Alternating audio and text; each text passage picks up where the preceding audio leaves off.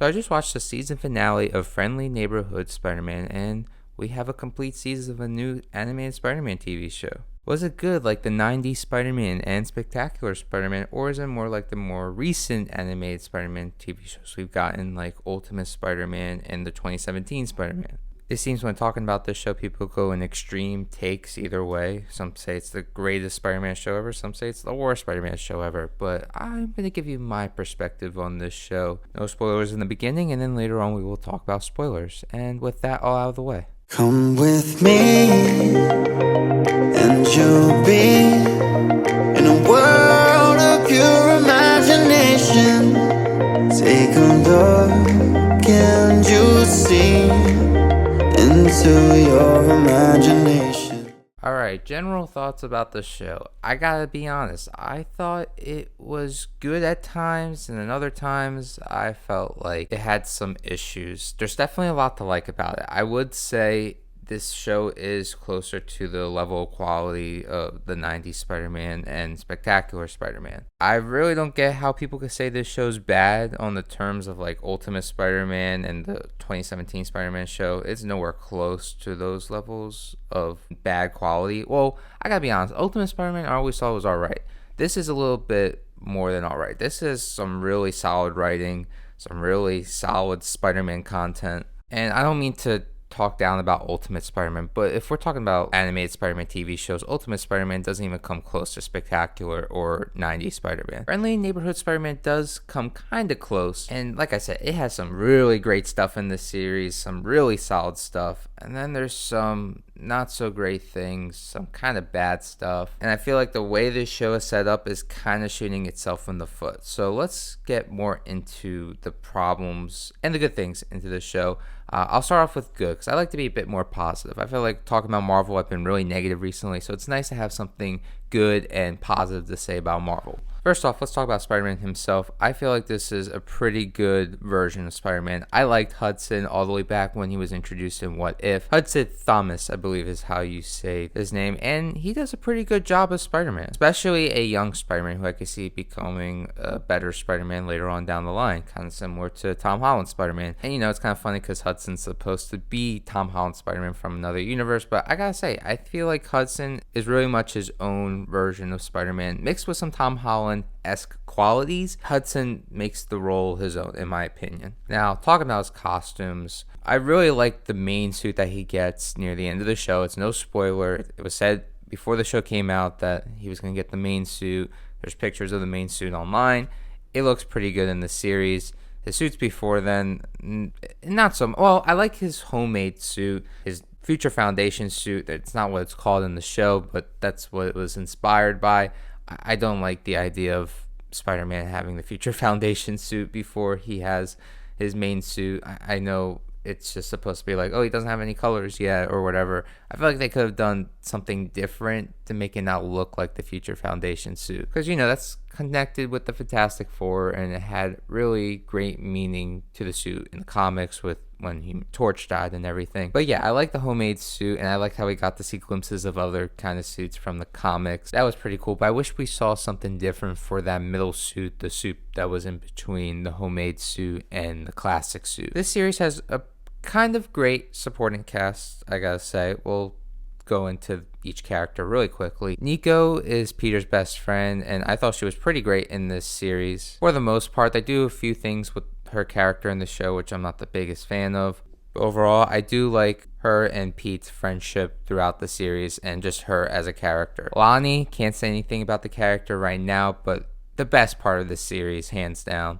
The writing for his character was off the charts. It's incredible what good writing can look like in an MCU TV series. It was really great. I was surprised, and the character of Lonnie, what they do with him in this series is probably some of the best Spider-Man stuff we've ever had, just ever. Pearl was a solid addition to the series. That's going to be Spider-Man's crush. I don't know if that's going to go anywhere or not, but they do some interesting things with her character, but if I'm going to be honest, she was just kind of there most of the time. And I kind of wish they did some more things with her character. Aunt May was pretty good in this series. She was just kind of like the Aunt May from the MCU movies. She was okay, had some good qualities to her, had some bad qualities to her. And then we have the Osborns, and I have a lot to say about both of them. What they did with Norman was absolutely fantastic. I loved what they did with Norman Osborn in the series. What they did with Harry, it was some of my least favorite stuff in this whole show. I hated what they did with Harry in this, and it really brings the show down, along with other things. But what they did with Harry here, it was just not a fan of it. We'll talk about that more in the spoilers. And all the villains in this series were really great, especially Scorpion. Oh my god, this was absolutely fantastic. This is what the Scorpion should be in the MCU movies. If they decide to bring back Michael Mando, which I hope they do because he's a fantastic actor. And if they made Scorpion in the movies like they did here, I want to see that in live action. So yeah, the characters are mostly hit, but there are some miss. And some of the other negatives to the show is it's too short, not enough episodes, and I feel like the animation could be a bit better. I do love the 1960s comic-esque inspiration of this series. I like how it's kind of told in a comic. I feel like there needs to be more details on the face or details in other places. Yeah, I feel like my biggest negative with this show is everything feels really rushed, and I feel like great ideas are happening a little too soon. And there were just not enough episodes to develop things further. Things were kind of surface level at times and just really rushed. Even though I would say there are some really big negatives, there are some really great moments, some of the best Spider-Man content we have ever gotten. So with that all being said, I'm going to give this season 1 a 78%. This show has potential to improve, but it does have potential to be bad as well.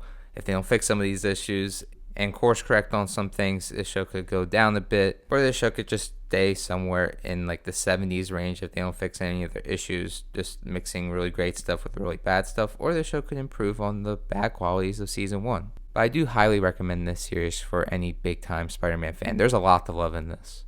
Alright, let's get into some spoilers. Spoiler warning, you have been warned in 3, 2, 1. Alright, let's talk about some really big spoilers. Alright, let's start off by talking about Spider-Man, specifically episode 1 and the finale. I loved that loop, by the way. At first I felt like it was weird that the spider came out the portal to bite Peter, but I was like, that's pretty interesting. It's pretty different. I thought it was connected to Venom, because obviously that thing was some sort of symbiote or connected to Venom in some sort of way. I felt like, oh wow, that's a pretty unique take on Spider-Man getting powers. Holy crap, I was blown away by that finale. I did not see that coming at all, with it all coming full circle, and Peter kind of made Peter. It was kind of like a Flash scenario, because in the comics, Flash became Flash from himself. Like he went back in time, struck himself going so fast by lightning, and he became the Flash. I feel like that got retconned over the years, but there was a time where Barry Allen became the Flash from his own self going back in time. And this is kind of something similar with Spider-Man. I thought that was pretty a unique take, something pretty interesting. I would have been cool if Venom somehow was connected to Spider-Man, but this works cool and better. I also love the relationship of Norman and Peter in this series. I felt like it was pretty cool having him be like the mentor in this series to Peter, and he teaches him good things and he teaches him what not to be. And he doesn't do purposely like teach Peter what not to be, but Peter seeing Norman and being around him so much, he knows all the good aspects that he could take from him and all the bad aspects that he could take from him.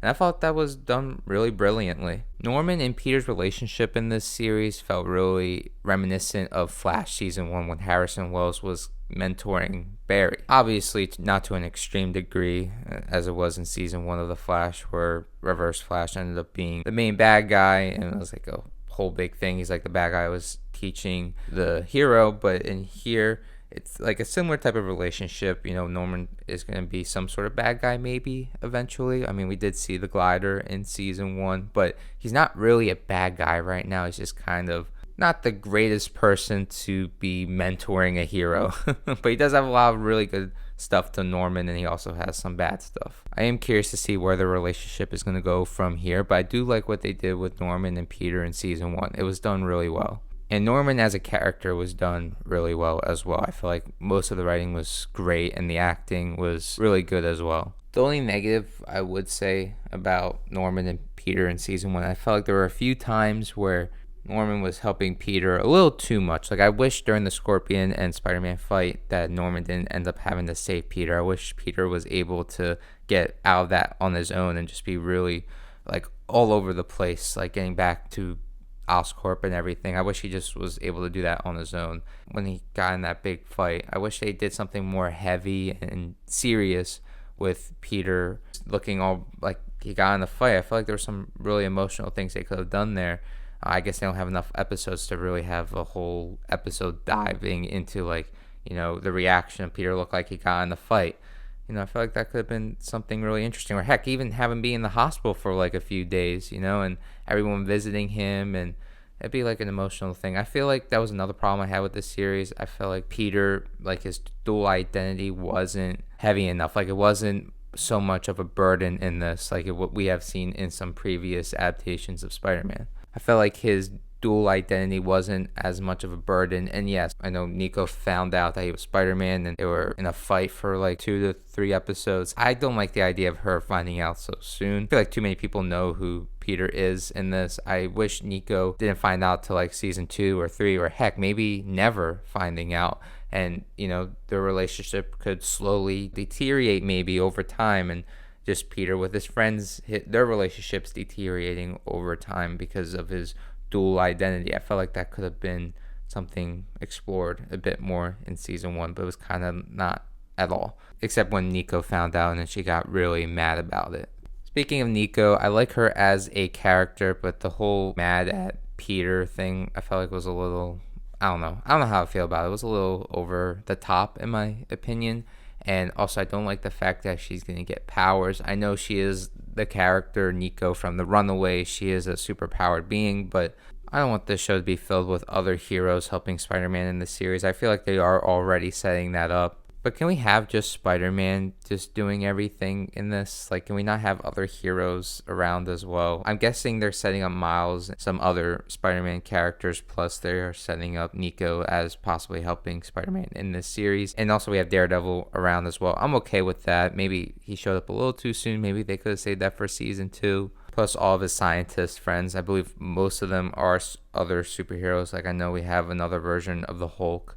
One of those characters was like another version of the Hulk, his science intern buddies. Also, one of them is working for Daredevil as well. I feel like there's just too many other heroes. We can just focus on Spider-Man. I don't need to see all these other heroes and stuff going on. And like I said, I feel like they are setting up Miles and some other Spider-Man heroes because, Norman did take Peter's blood and put it in the spider, which ended up creating him, which is, that was pretty cool and a pretty great concept in my opinion. But I felt like this was a way to open the door for other Spider-Man to come in this series, and I don't want to see Miles and other Spider-Man right now. We can maybe save that for like a season 5 or 6, but I don't know if that show is going to have that many seasons, so they guess they have to do that sooner rather than later. But you can also have a Spider-Man series with no other versions of Spider-Man. That's also okay as well. Like, we've seen that so many times before. So talking about the other Osborn, Harry, and I don't like what they did with Harry at all. I don't feel like he feels a bit like Harry Osborn from the comics, not even a tiny bit, and it feels like just a completely new character. And the character itself is okay, I guess.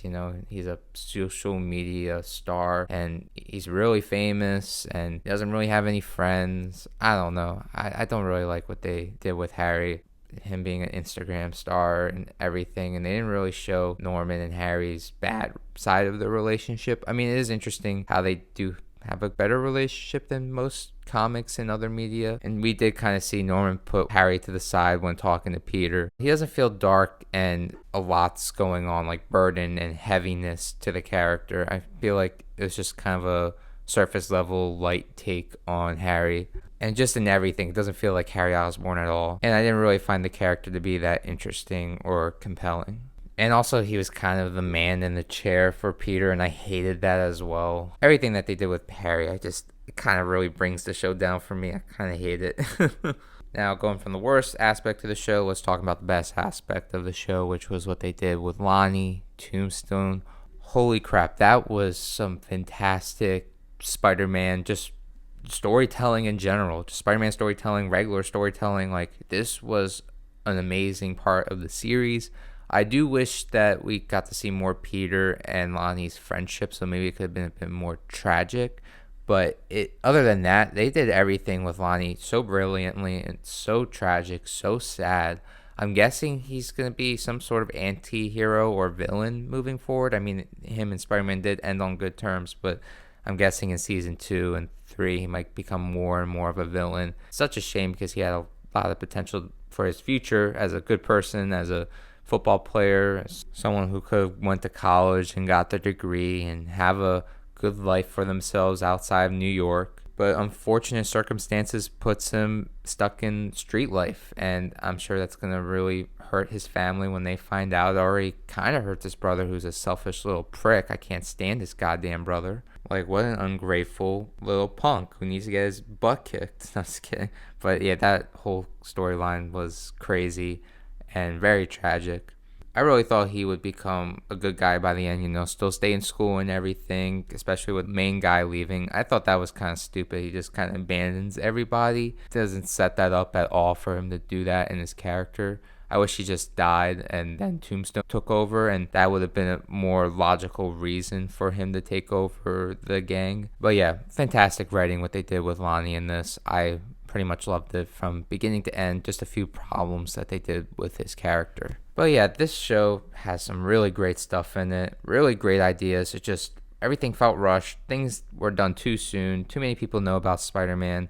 I do like that big loop in the finale. And also, we got to see Peter's father in this. And I was like, whoa. I wonder what they're going to do with that with season 2 and 3 and so on. But, this show got a lot of potential. A lot of bad mixed with good. And I could go on more with the good and bad. I do remember there were some not so great episodes, some good episodes, and some other things I didn't like. But I mainly said all the main stuff that I had to say about this. And, we'll see what happens moving forward. So, Friendly Neighborhood Spider-Man Season 1 is over for now. I don't know what's going to be coming next. Maybe X-Men 97 Season 2, or maybe another animated Marvel project, Marvel Zombies. I forgot about that one. I think Hudson is going to be in that series, which would be pretty cool. I did like him from What If, and he was pretty good in this series too. He's definitely one of the best Spider-Man of all time already, even in his first season. Just a really good version of the character, and performance-wise, writing-wise, there's a lot of different issues I have with it, good and bad. But yeah, I can't believe this show is being extremely praised and extremely hated. It's like somewhere kind of in the middle, but more on the good side, nowhere near the bad or mediocre side. If anyone watches this and thought this was just plain mediocre, I mean, I respect your opinion. Film and movies, TV shows are subjective, but I'm just like, how? Like, the Lonnie storyline was so freaking good. But yeah, hopefully this show improves and does not get worse in quality.